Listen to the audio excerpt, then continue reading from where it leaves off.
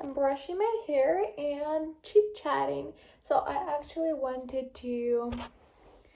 Oh, it was very cinematographic. Oh my gosh, I love it. Honestly, I should really adopt this mindset of tomorrow is not promised. Why are you sad? Really, literally.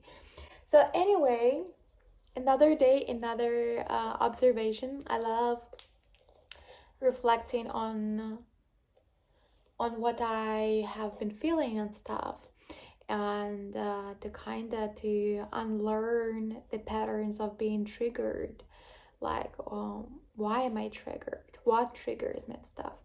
And there are certain patterns, and today a fear of not being approved by somebody else. And as stupid as it sounds, it's existent. If I just take a pause and kind of step back, I understand how stupid it is. Honestly, this is very stupid. And when if I explain to you what happened and what made me fear this, it will just blow your mind. At least it blows mine. Like, how am I so fragile? Being fragile is alright, but not for things like that. Honestly, it's just ridiculous. Bref, long story short, March the 8th is Women's Day, right? And there are basically two types of celebrations for women being stronger and having their rights, which is okay, and which I am happy to have the rights, right? And the second camp of celebrations is when women are loving and women are loved for being gentle, tender, this type of stuff, right? And she is the first camp, I'm the second camp, right? Basically that. And that's where I understood, like, maybe she's great, but there is a little tension between us, even though she's just a doctor. But at the same time, I was thinking, if I want to be her client, if I want to receive her help and to pay her to treat me and stuff. That was at the back of my mind, but at the same time, I was like, okay, she's great, she's amazing. She actually is. At the end of the webinar, she said that leave a comment if you want me to post stories for close friends, and you will be added to the close friends if you leave a comment, blah blah blah. And I left a comment. So obviously, in order for me to see her stories on close friends, she needed to follow me. She followed me, I accepted her, and today she unfollowed me. And from what I could see, it was me and me only. Me and me only. And it hurt. And it hurt. And it hurt. And it hurt. And it hurt. Even though I probably know why, because my stories are in French and she does not speak French. But at the same time, I was like, you unfollowed me and me only. Like, and you probably was interested in me as your client, your potential profit, your potential revenue, and even taking this into account, you still unfollowed me. Oh my gosh, I'm so uninteresting. Even though I knew that it's probably because of my stories being in French, I preferred to dig into imaginary scenarios, like I'm very boring, or yeah, I was just unsettled. I did not understand why she unfollowed me. Who is she? Why am I so bothered by her unfollowing me? See, this sounds extremely stupid. Extremely stupid. Like, why did I value her so much right away? Alrighty.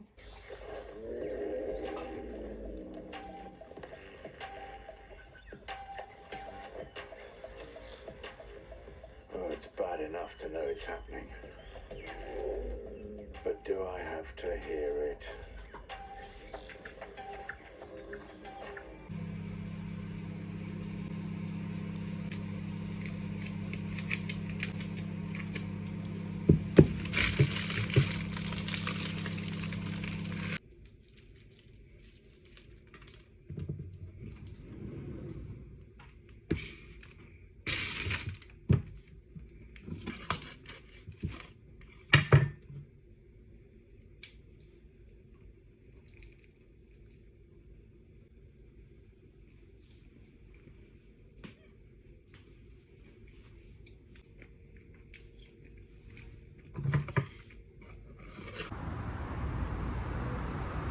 I'm reading this book, and it says, observe the peculiar pleasure you derive from being unhappy. Observe the compulsion to talk or think about it.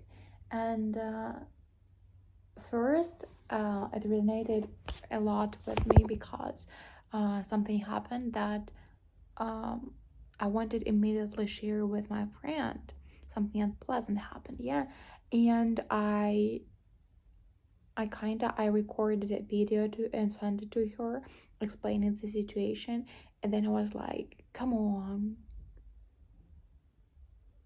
why would you like to spread negative thinking, etc. And I deleted it, and guess what, I was not satisfied. I still needed to share this even after vocalizing the experience. Usually people say like vocalizing it already makes it go away, and it kind of, the resistance is no longer there, so it kind of is it's going away. But it didn't even after vocalizing and recording and sending it. I was like, should I record it once again and send it again? A second thought is that maybe we were created this way just because we're social creatures. Yeah, we are social creatures. Maybe it's just another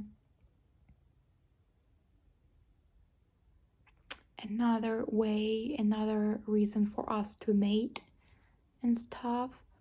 But then I was like, again, why spreading negative? Why not sharing the positive?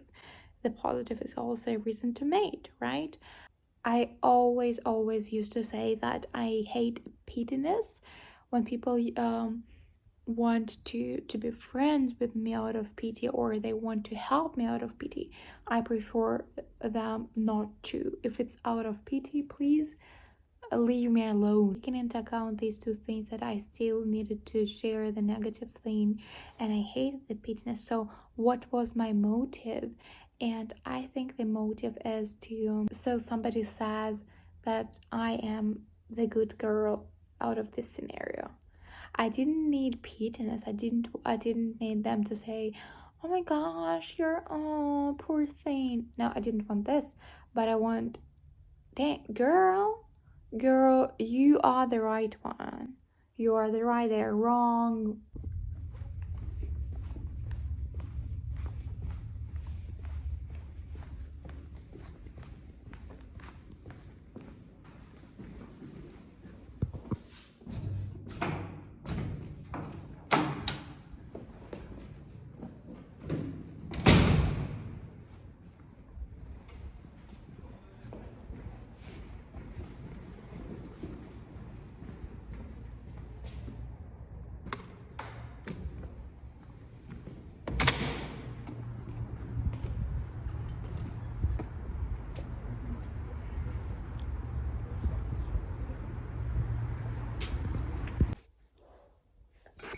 I'm cringing so much, even though I have these flowers already here.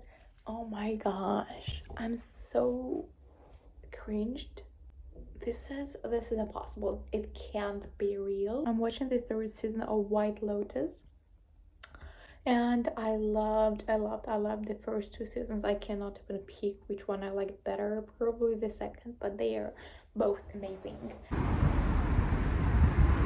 and I started watching the third one, and I'm not going to lie, from the very beginning, from the get-go, I did not like it. I couldn't put my finger on it what exactly was wrong, but something was off, and I was not really interested in it, but I still continued watching. And I figured that one thing that really pissed me off is that the people there were kind of a little bit stupid, right? And stupidity is not necessarily what I enjoy watching. There was that, but then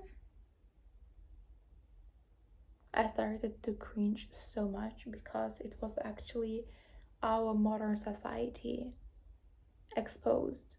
It was us in a movie, us gossiping, us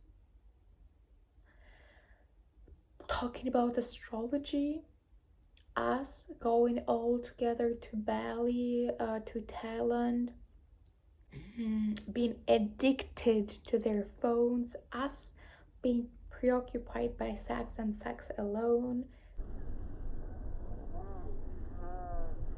When you realize it, so like I realized it long before, but when you see a movie like that, because there are a lot of videos on YouTube talk about it all, like stop being addicted to your phone, blah blah blah blah. Okay, it's kind of a narrative that you see as, I don't know, like as a requirement or as a dogma.